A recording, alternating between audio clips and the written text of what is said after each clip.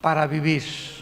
Así se titula el tema que vamos a desarrollar: creer para vivir. Una de las cosas más importantes que nosotros los cristianos debemos de compartir con la gente es hacerle entender a la gente, a tus familiares. En nuestra familia también nos costó trabajo el decirles que el cristianismo no es una religión. Yo recuerdo cuando rechacé la religión que mis padres nos inculcaron. Les contaba yo ayer, porque me decepcioné muchísimo de tantas cosas que descubrí, mentiras, etcétera, etcétera. Y pues me fui al otro lado, ¿verdad? Me fui al lado del ateísmo. Y cuando mi hermano me comenzó a compartir ya a los 26 años de edad que yo tenía, que él no me venía a hablar de ninguna religión, porque le dije: mira, estoy hasta acá de religiones, las he estudiado, el catolicismo, el hinduismo, el zoroastrismo, el islam, etcétera, etcétera, y ninguno de sus líderes me parece adecuado. Todos son sacrificios, todos son, cada quien dice que tiene la verdad. A ver, le dije a mi hermano, ¿cuál de las religiones es la verdad? Y él simplemente me dijo: mira, no tengo a hablar de ninguna religión, te vengo a hablar de una persona. Una persona, me dice: sí, a ti te gusta y has estudiado los héroes, has estudiado los grandes conquistadores, porque yo soy adicto a la lectura desde muy niño, siempre me ha gustado mucho leer. Y actualmente por lo menos 3 libros leo al mes. Soy adicto a la lectura, es mi adicción, creo que es una buena adicción. Y cuando me habló de Jesucristo, le dije: ah, sí, cómo no, nació en Belén, ¿verdad? Y su madre fue la Virgen María. Pero cuando él me dijo: ¿en dónde has leído acerca de Jesucristo?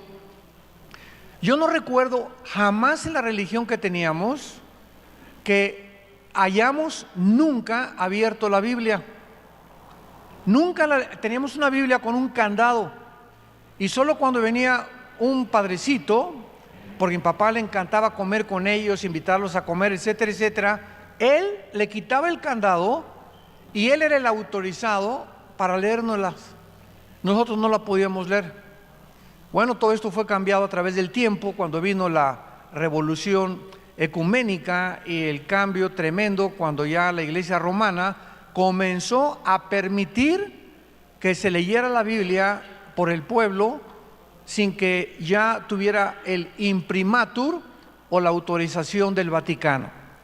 Y pues gracias a Dios hay ahorita millones de católicos que han comenzado a leer la Biblia y han comenzado a descubrir que el cristianismo es muy diferente a como nos lo habían enseñado.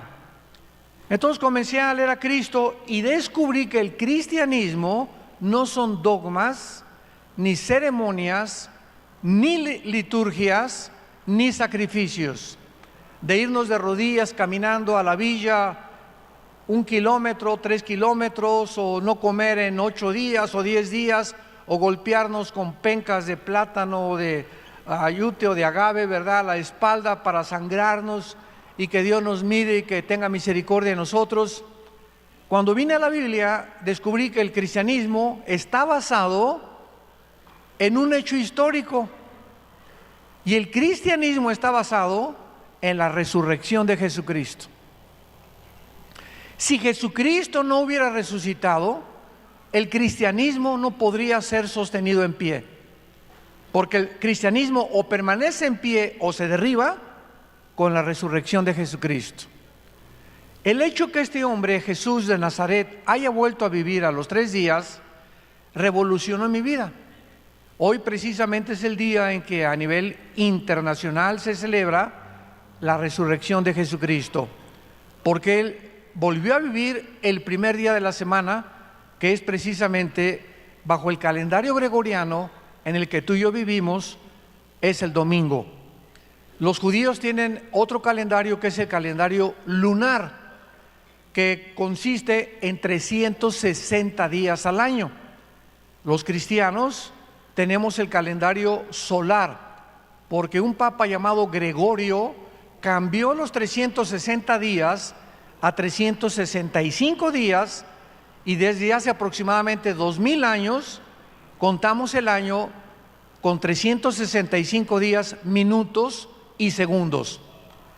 Entonces, cuando comencé a descubrir que Jesucristo había resucitado, me comencé a interesar en su vida más profundamente.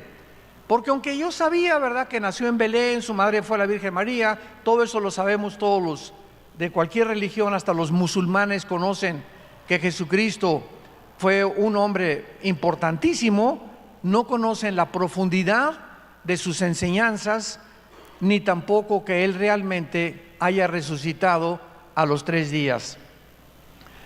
Entonces necesitamos tratar de definir qué significa creer, que eso es precisamente lo que quiero compartirles a ustedes en esta mañana. Hace algunos años, uno de los más grandes científicos alemanes, nacionalizado norteamericano, y que fue el primer astrofísico que mandó el primer cohete a la Luna en 1969. Él se llamaba Werner von Braun, era un alemán nacionalizado norteamericano, y él tenía estudios bíblicos en la NASA. Todos los días, al entrar con sus empleados, a las 7 de la mañana, de 7 a 7 y media, él les compartía un estudio bíblico. Y escuchen las palabras de este científico que dijo en la Universidad de Harvard, en Massachusetts, antes de morir: la credulidad es virtud de gente que no piensa o razona. La incredulidad de gente que razona superficialmente. En cambio, la fe cristiana es el resultado de razonar profundamente, pero al mismo tiempo reconociendo con modestia las limitaciones de nuestro pensamiento. Y así es, efectivamente, todos los seres humanos de alguna u otra manera creemos en algo o en alguien, pero lo importante no es simplemente creer, sino en quién crees. Por ejemplo, ¿verdad? Mucha gente cree en los platillos voladores, en los ovnis. Otra gente cree que venimos de los animales, que se les enseña en las escuelas y en las universidades, sin que los estudiantes ni los mismos maestros hayan investigado que es imposible genética, biológica y físicamente que provengamos de los animales, pero lo quieren creer. Otros creen en las filosofías orientales. Los Beatles, por ejemplo, que fueron el conjunto inglés musical más famoso de los 60, 70, creían que allá en los Himalayas, en la India, había una sociedad que se llamaba la sociedad del Thule, que fue la que le enseñaron los brujos a Adolfo Hitler, y que había sacerdotes allá que podían tener una revelación extraespacial y una revelación sobrenatural del mundo invisible espiritual. Y los Beatles comenzaron a creer en eso. Ellos creían, ¿verdad? Y comenzaron a fumar marihuana y comenzaron a traer las drogas a Europa y al occidente, y todos sabemos, ¿verdad?, el desenlace y cómo terminó este grupo de cantantes ingleses. En el nazismo, los alemanes creyeron que Hitler era su salvador, y actualmente en casi todas las naciones, principalmente Latinoamérica, cuando votamos por un presidente o por un gobernante, ponemos toda nuestra esperanza en él y decimos: Él es el que va a ser nuestro Salvador. Él va a acabar con la pobreza, Él va a acabar con esto, con el otro, y ponemos nuestra fe en un hombre que no sabemos detrás de su ideología qué puede esconder. Otros creen, ¿verdad?, como los romanos, que los césares eran dioses y adoraban a los césares como dioses. Y últimamente, increíble pero cierto, mucha gente cree que la tierra es plana. No sé si han oído ustedes eso, pero es una nueva creencia. Yo llego a muchos lugares donde hay estudiantes universitarios y me dicen: ¿usted sabe que la tierra es plana? Siempre les contesto: ¿de cuál fumaron? Bueno, entonces vemos nosotros, ¿verdad?, que la mayor parte de todas estas creencias, aunque sean irracionales, improbables y que carezcan del menor escrutinio en su análisis, la gente cree en ellas. Y cuando nosotros comenzamos a decir que creemos en un personaje histórico que se llama Jesucristo, comenzamos a descubrir que nuestra fe es válida porque tiene un sostén histórico, geográfico, arqueológico, químico, físico y de cualquier disciplina académica que me quieras mencionar. Esto solamente nos demuestra de qué forma tan tremenda y tan maravillosa podemos nosotros decir, creemos que la Biblia es verdaderamente la palabra de Dios, que fue Dios el que inspiró este libro, que son 66, un compendio de 66 libros, en un periodo de casi 1500 años, porque la Biblia se escribió en casi 1500 años, pero los 66 libros de la Biblia, escritos por más de 40 autores diferentes, en diferentes épocas de la historia, coinciden los 40 autores en el mismo pensamiento. Desde el Génesis hasta el Apocalipsis encontramos que la figura central de la Biblia es Jesucristo, el Hijo de Dios. Abran sus Biblias en el libro de los Hebreos capítulo 11 y veamos, como les anticipé, vamos a profundizar en lo que significa creer, o lo que la Biblia le llama la fe, y la grande diferencia entre tener fe y creer en cualquier otra cosa. En Hebreos capítulo 11, versículo 1, la Biblia da una definición de lo que es la fe, y dice así: es pues la fe, la certeza de lo que se espera, la convicción de lo que no se ve. Noten ustedes las dos palabras especiales que el Espíritu Santo escogió para definir la fe. La fe es una seguridad, una certeza de qué cosa, de lo que esperamos. En otras palabras, la fe está relacionada con el futuro. Estamos esperando algo que se nos dice aquí que se va a cumplir. Y esta seguridad profunda en la vida, lo vamos a ver quién nos la da. Y en segundo lugar, es una convicción de algo que no vemos. Entonces, los que quieran apuntar, la fe está relacionada con el futuro y con lo invisible. Y esto podríamos decir a primera vista, qué difícil es creer algo que no veo, porque esto es lo que se llama, ¿verdad?, dentro del pragmatismo filosófico, o los ateos siempre dicen lo siguiente: yo no creo en lo que no veo, en lo que no oigo, en lo que no gusto, en lo que mis 5 sentidos no perciben. Esto es lo que basa el ateísmo.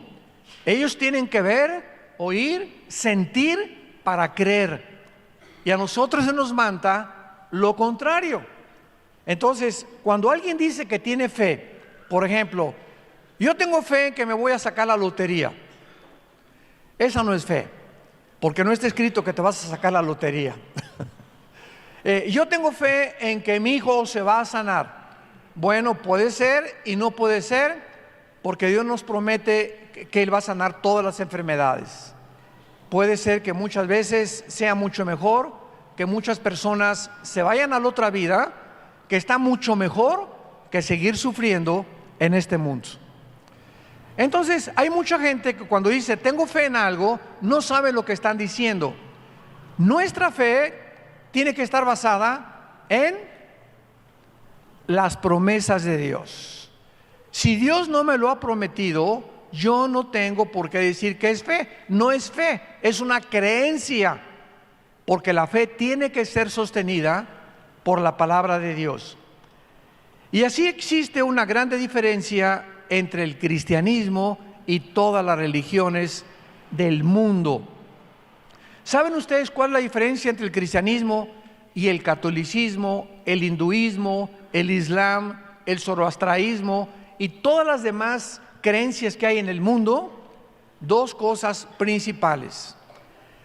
Todas las religiones, sin excepción, todas las religiones creen que para ser una persona salvada necesita hacer buenas obras.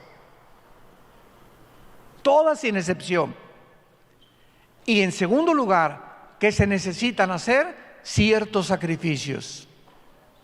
Los mismos aztecas, tribus indígenas, le ofrecían a los dioses el corazón de los seres humanos, porque algo dentro del alma humana nos dice que tenemos que hacer algo o algún sacrificio, purgar la mala conciencia con la que nacimos. Los egipcios enterraban a sus víctimas con su espada y con comida. ¿Quién les dijo a los egipcios que iba a haber vida después de la vida? Los hindúes creen que es la religión más antigua del mundo. El hinduismo es la religión más antigua del mundo.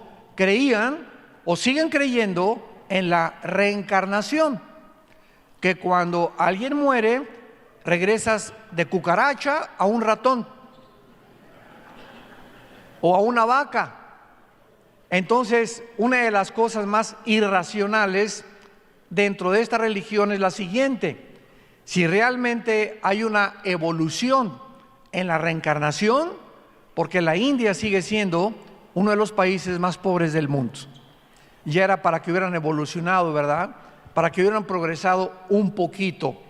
Entonces, vemos nosotros a través del estudio de la historia y las religiones de qué forma siempre se insiste en hacer algo. Cuando venimos a la Biblia, encontramos un mensaje que no es humano. Nadie hubiera podido inventar el mensaje de la salvación que está en la Biblia. Este mensaje, que es diferente a todos los mensajes de todas las religiones, nos dice lo contrario: que para que tú puedas ser salvado y entrar al cielo, no necesitas hacer nada. Y esto choca inmediatamente contra el razonamiento y la teología de los religiosos. Cuando Cristo estaba en la cruz y le dijo al ladrón que borracho, parrandero, asaltante, mujeriego, violador, asesino, y dile y ponle los adjetivos que quieras a ese ladrón, y Cristo le dice: hoy estarás conmigo en el paraíso. Y imaginémonos a los fariseos abajo: pero no se ha bautizado, nunca hizo ninguna obra buena, nunca se fue de rodillas, ni nunca se sangró las rodillas, ni la espalda se la golpeó con pencas de plátano, le pegó a su abuelita y a su mamá, y era bien grosero y blasfemo. Ahí sí, nada más porque sí. Así ya ahorita, con todo lo que hizo, tú le dices que se va al cielo. La palabra de la cruz es locura al que se pierde. Dios lo hizo a propósito para enloquecer y confundir nuestra sabiduría, porque de acuerdo a nuestra sabiduría necesitamos hacer algo para que Dios nos acepte. Y si no hemos hecho algo bueno, y si no voy a la religión y no hago buenas obras, y no me pongo el miércoles de ceniza aquí, y no hago un sacrificio, o no compro un asilo de ancianos, o un lugar para los niños pobres, como los artistas de cine, pues fulano de tal construyó un asilo para los ancianos, el artista no sé qué, que ganó el Grammy, que ganó el Oscar, todo mundo ya, ¿verdad? Es un altruista, es segurísimo que se irá al cielo. Al Capone, el famoso gángster de los 20s, 30s en Chicago, en diciembre se disfrazaba de Santa Claus y se ponía fuera de las iglesias disfrazado de Santa Claus regalándole dulces a los niños. Y en enero, el 1 de enero, agarraba la ametralladora y comenzaba a matar gente. Pero el hecho de que él fuera a hacer algo bueno y limpiar su conciencia, le hacía creer que por lo menos no era tan malo como él pensaba, porque se disfrazaba de Santa Claus y tenía buenas obras. Y así ha sido la historia del ser humano. Cuando venimos a la Biblia, encontramos este mensaje: tú no tienes que hacer nada más que creer. ¿Más que creer en qué cosa? En que ese hombre que moría en la cruz del Calvario pagó por todo lo que el ladrón hizo en toda su vida. Va a pagar por todo lo que tú has hecho en toda tu vida.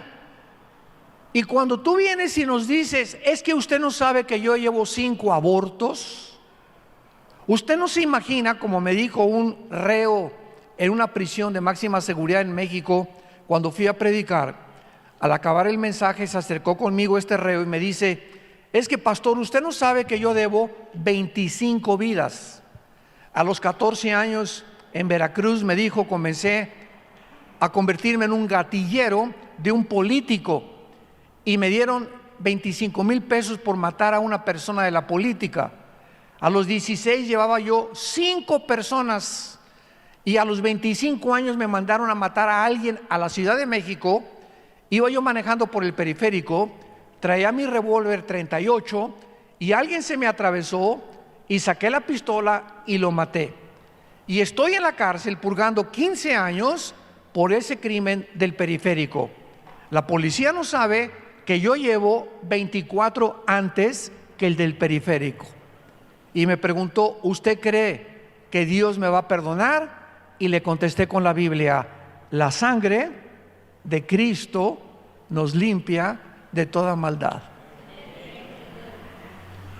Y cuando el ser humano escucha eso, que Dios paga en nuestro lugar en la persona de su Hijo, para que todo nuestro pasado, no importa lo negro que haya sido, nos regala, porque es un regalo, no tenemos que hacer nada, la salvación.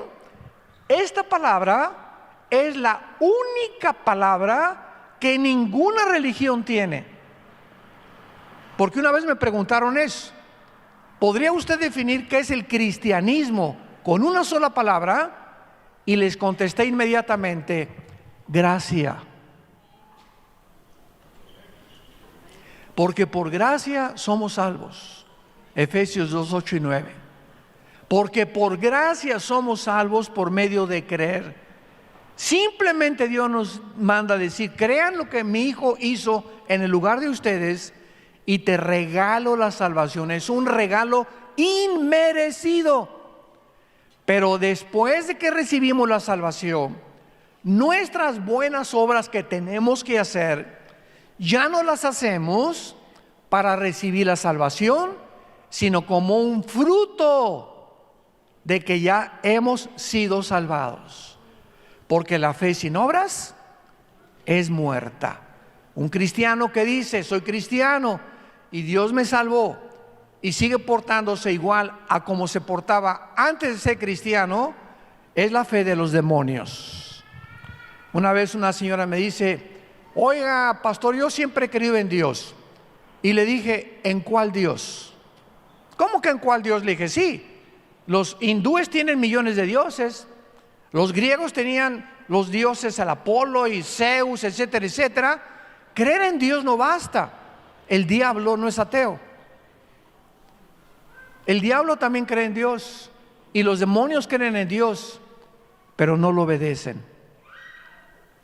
Entonces, si tú dices que tú eres cristiano y has creído en el nombre de Jesucristo, forzosamente tu vida tiene que ser cambiada.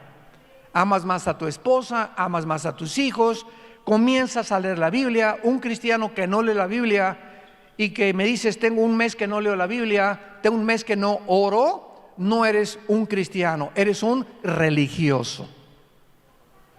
El cristiano es la persona que ha tenido un encuentro sincero con Cristo, ha creído que Él pagó por sus pecados, se ha arrepentido de sus pecados y le ha dicho: Señor, lávame, perdóname, soy la peor persona, vengo como un limosnero a la cruz, no vengo ofreciéndote nada. Tenemos que llegar como limosneros para que Dios nos acepte. Pero cuando llegas a la cruz, bueno, mira, Señor, hice un asilo de ancianos, y también un orfanatorio para niños, y no he sido adúltero, y no he robado, y no soy como esa prostituta fea con cara de ardilla, ¿verdad? No, ni tampoco soy narcotraficante. Si llegamos a la cruz justificándonos y diciéndole a Dios que no somos tan malos como muchos que sí son malos, Dios nos rechaza. Porque tenemos que venir como somos, no tenemos nada que ofrecerles. Aunque te digan en Oaxaca que eres la Rosa de Castilla, y aunque te digan que has sido San Clodomiro de Tule, si tú vienes a la cruz creyendo que tú mereces algo, la salvación no es para ti. Él vino por los enfermos, por los que reconocen que están enfermos y que necesitamos un encuentro con Él. Vayamos a Juan capítulo 4, el Evangelio de Juan capítulo 4, y veamos todo este ejemplo que hemos estado en este momento desarrollando en el caso de una mujer de lo peor, la famosa mujer samaritana. Una mujer que no iba a misa, una mujer que no iba, ¿verdad?, que no se podía jactar de que fuera buena. Era una mujer prostituta, era una mujer adúltera, y cuando se le encuentra a Cristo, ni siquiera estaba casada con la persona que estaba viviendo. Vivía en Amaciato. Y veamos el encuentro entre esta mujer y Jesucristo. Cuando Jesucristo se le encuentra en el capítulo 4, versículo 9, la mujer samaritana se impresionó al principio porque los judíos no podían pasar por Samaria. Cuando vino la cautividad babilónica, 600 años antes de Cristo, por los babilonios, muchos judíos en Samaria regresaron con muchas costumbres babilónicas y mezclaron el judaísmo con las religiones babilónicas, y entonces los judíos ortodoxos dijeron: no, ustedes no son como nosotros, y ni siquiera se atrevían a pasar de Judea hacia el norte por Babilonia, por Samaria. Entonces, cuando Cristo entra a Samaria con sus discípulos, los discípulos iban, nos imaginamos, ¿verdad? Híjole, si alguien nos ve y nos toma una foto ahorita, o si alguien ahorita se da cuenta que estamos aquí, nos van a llamar que cómo andamos con pecadores, cómo podemos atravesar por un lugar que no es digno de nosotros ni de nuestra religión. Y le dice la mujer: ¿cómo tú, siendo judío, me pides de beber? Por eso se sorprendió. Yo soy mujer samaritana, porque judíos y samaritanos no se tratan entre sí.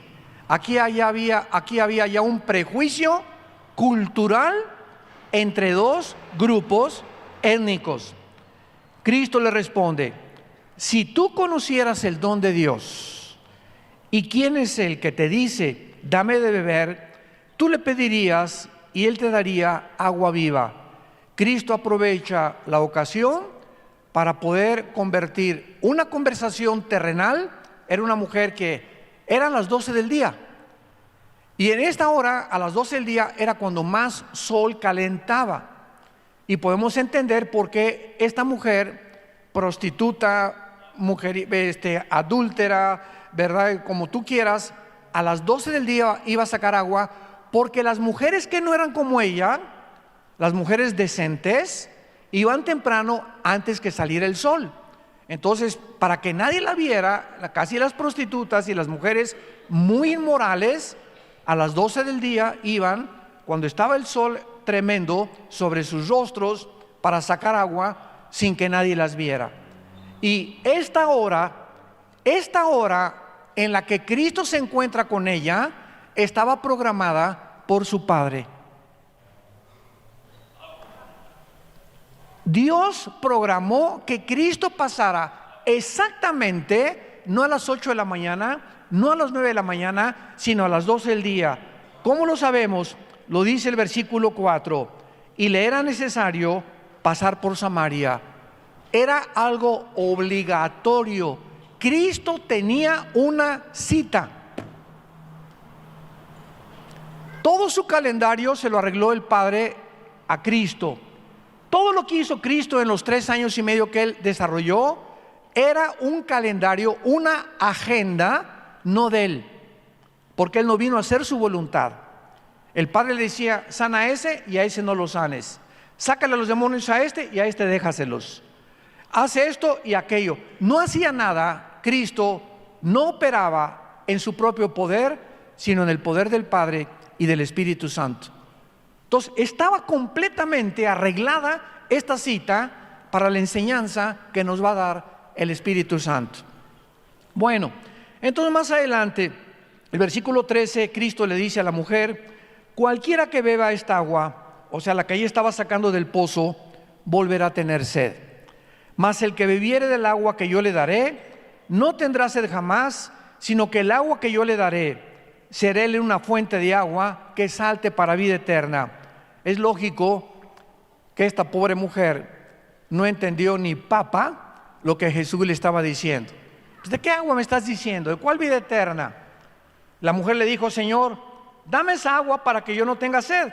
Tal vez dijo, él trae un cantarito por ahí de alguna agua escondida que nadie conoce, mágica, y ella creyó que estaba hablando así de alguna cosa que él podía darle, y todavía desde la perspectiva terrenal. Jesús le dijo, ve, llama a tu marido y ven acá. Cuando Jesús le dice, llama a tu marido, Jesús sabía que no estaba casada.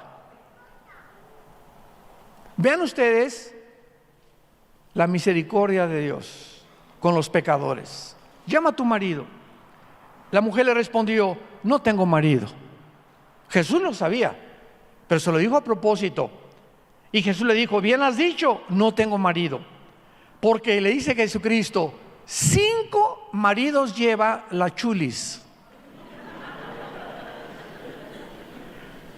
Ahora Cristo comienza a revelarse a ella sobrenaturalmente y a demostrarle que realmente Él no era cualquier hombre, sino que realmente conocía su pasado sin que jamás antes la haya visto.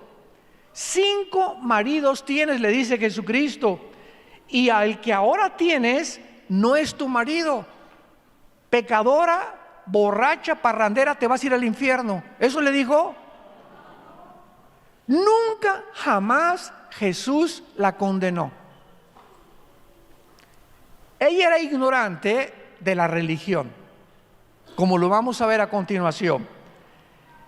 Esto has dicho con verdad. Entonces la mujer, versículo 19, le dijo, Señor, me parece que tú eres profeta. Y vean la respuesta de la mujer. Nuestros padres adoraron en ese monte. Ustedes dicen que en Jerusalén es el lugar donde se debe adorar. Esta mujer, inmoral, al mismo tiempo de ser adúltera y llevar 5 maridos, era una mujer religiosa. ¿Cuántos conoces así de tú? Que tienen su amante, pero se persignan el domingo. O van a alguna iglesia el domingo. Que roban y asaltan y matan, pero traen una medallota con la Virgen de la Macarena. Estamos llenos de toda esa gente que creen que simplemente una religión es cumplir y poder hacer y vivir como te da la gana. Entonces, esta mujer le plantea a Cristo un problema que es de los más grandes de toda la historia. Y una pregunta que yo traía en mi mente también por muchos años. Los católicos dicen que en la iglesia católica. Los protestantes dicen que en la iglesia protestante. Los mormones dicen que en la iglesia mormona. Los musulmanes dicen que Mahoma. Y así encontramos nosotros una situación de dilema donde nos preguntamos algún día, ¿cuál de todas las religiones dice la verdad? ¿Cuál es la verdadera iglesia? No sé cuántos de ustedes se han planteado esa pregunta, pero yo me la hice. Y vean que la Biblia nos da la respuesta. Jesús le dijo, mujer, créeme.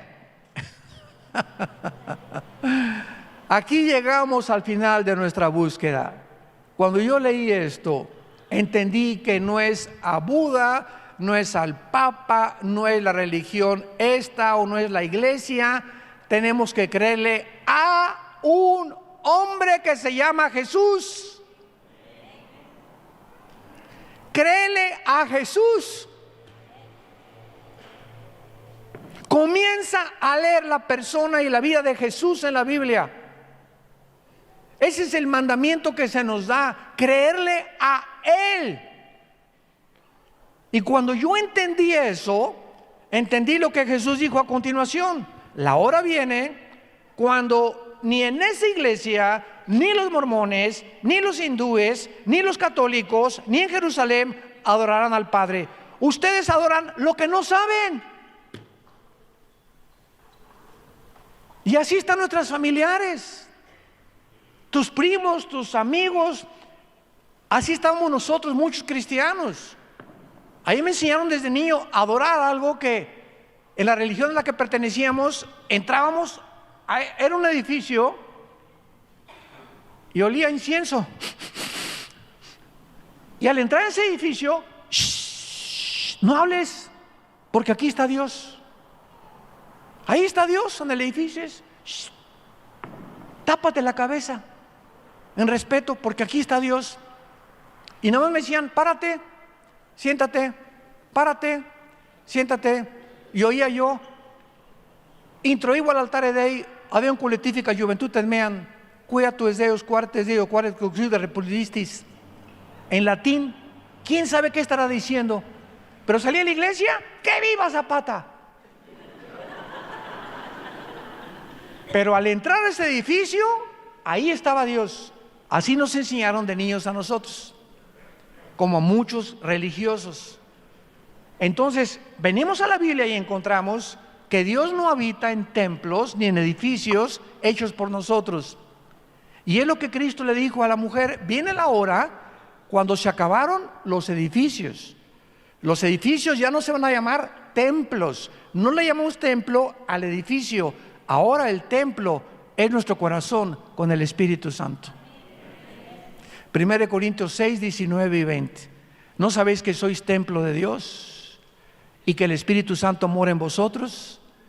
Se nos caen las vendas. Y ahora, donde 2 o 3 se reúnan, ahí se encuentra la iglesia de Dios. La iglesia no son edificios, no son liturgias, no son ceremonias, no son desfiles, no son golpes de pecho. La iglesia somos los seres humanos, el cuerpo de Cristo. Vean ustedes cómo comienzan las vendas a caerse y a entender lo que adorábamos, lo que no sabíamos. Cuando Pablo en Hechos 17 llegó a Atenas, había una estatua grandísima que decía al Dios desconocido. Los atenienses, los filósofos, Sócrates y los estoicos y todos ellos que amaban la razón y la verdad, adoraban a dioses que no conocían. Y así es, ese es un religioso. Adoran lo que no saben. El Islam viene y se hinca y no adoran a Mahoma porque no saben que Mahoma está vivo. El budismo es una religión atea. ¿Me oíste bien? Es una religión atea. Oiga, pero ¿qué religiones ateas? Es que la palabra religión no significa creer en Dios. El comunismo está considerado que es una ideología política en una otra religión. Virgen del Socorro. ¡Cuánta ignorancia! ¡Cuánta ignorancia! El día que conozcas la verdad te hará libre, dijo Jesucristo. Y esta mañana te habla Jesucristo a que le conozcas a Él, a que entiendas que Él es en el que quiere Dios que creamos. porque Él es la resurrección de la vida. Él te quiere perdonar en esta mañana, no importa lo que tú hayas hecho, y tú tienes que comprender simplemente que lo necesitas, y que si Él no entra a tu vida, vas a seguir igual, y no vas a poder cambiar, porque necesitamos el poder del Espíritu Santo para poder vivir la vida que es agradable delante de sus ojos.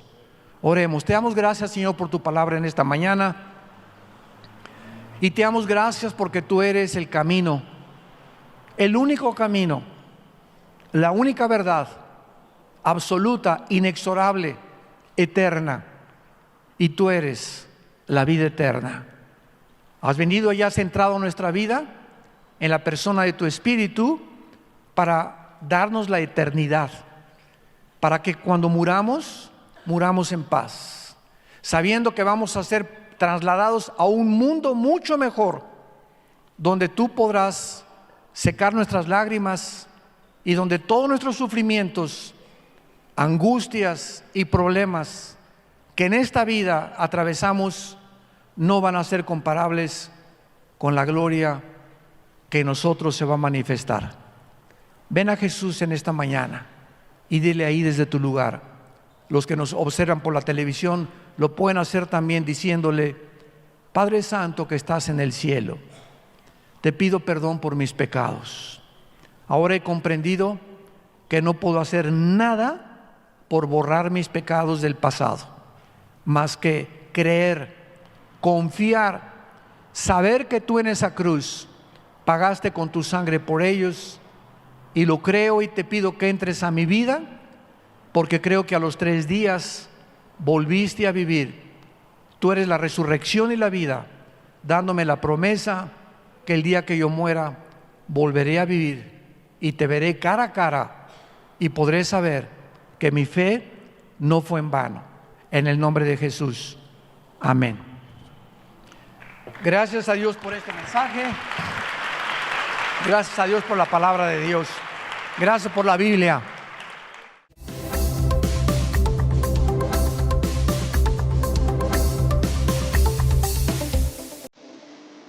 Vida Nueva para el Mundo se sostiene y propaga el mensaje de salvación de Jesucristo gracias a Dios y a tus donativos. Llevemos juntos el Evangelio de Jesucristo al mundo entero. Realizamos eventos, seminarios, congresos y diferentes programas para dar a conocer el mensaje de salvación y el poder de nuestro Señor, transformando y edificando vidas de mujeres, hombres, niños alrededor del mundo. ¿Qué pasa cuando decides hacer tu donativo? Aunque no puedas llevar la palabra personalmente a todo el mundo, de esta forma lo estás haciendo. Con tus donativos o aportaciones, estás sembrando y formando parte de lo que Dios está haciendo en su obra. Estás ayudando a traer luz a la oscuridad, paz al conflicto y esperanza a los que no tienen ninguna. Dona desde México.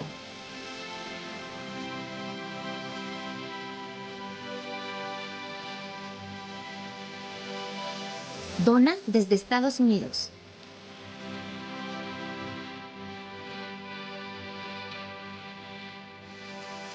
Para el resto de donaciones de otras partes del mundo, www.vidanuevaparelmundo.org.mx/dona.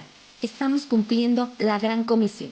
Por tanto, vayan y hagan discípulos a todas las naciones, bautizándolos en el nombre del Padre, del Hijo y del Espíritu Santo, enseñándoles que guarden todas las cosas que les he mandado. Y he aquí que yo estoy con ustedes todos los días hasta el fin del mundo.